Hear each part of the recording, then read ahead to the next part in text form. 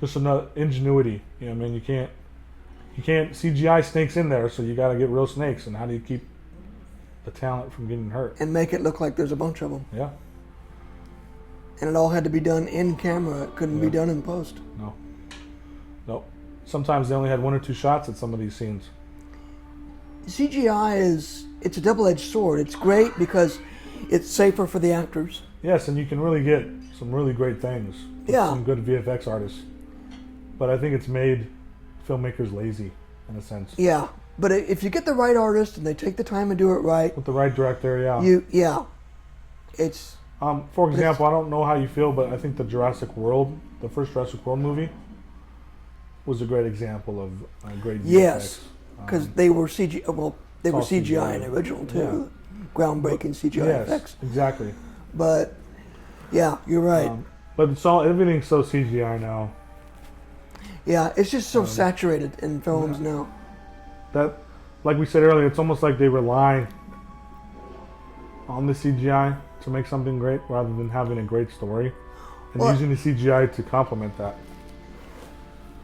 It's like Lucas said, you know, and a lot of people say this now too, is that you use technology to tell stories.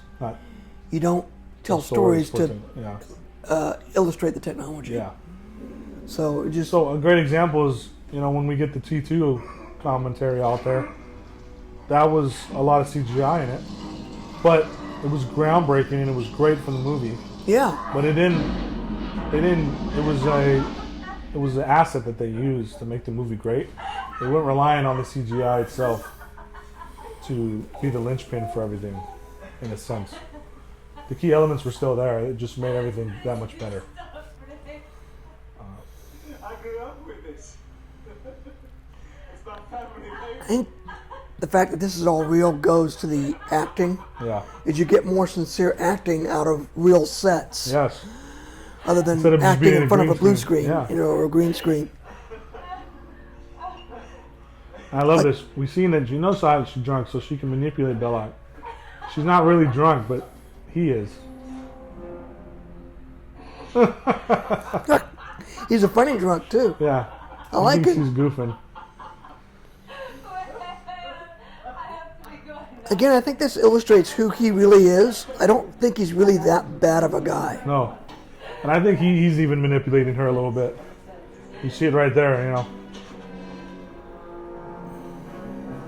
We meet again for lunch. I like this line. Americans, you're all the same.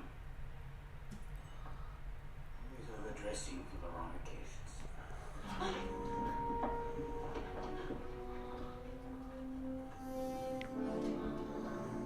occasions. I love this. And I believe this was an on-running gag that Spielberg did in a few of his films. It looks like he pulls out a torture device here. Yeah. Like some nunchucks. And it's just a hanger. Yeah. I like how he does that. Looks like he's having fun with it too. Yeah, it is. I could be wrong, but I'm sure Spielberg tell him, you know, now grab it like it was some nunchucks here, you know what I mean? What should we talk about?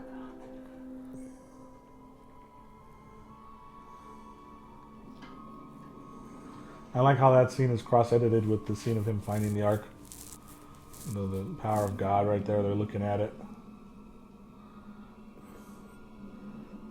again, great job with the lighting. We get to see it, the cherubim. It's pretty accurate to how the Bible would describe it as well.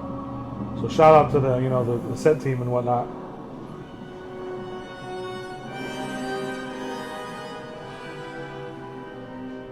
That's pretty close to what it actually looked like in real life. As you know, the Ark of the Covenant was a real historical item in history. And again, it just adds to the mystery. Yes. Generosity, or the realism of the story. Yep.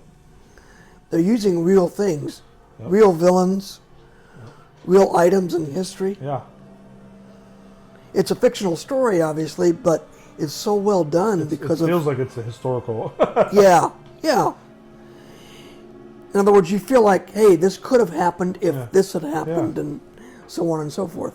Yes. Great stuff. Great stuff that you just don't see anymore.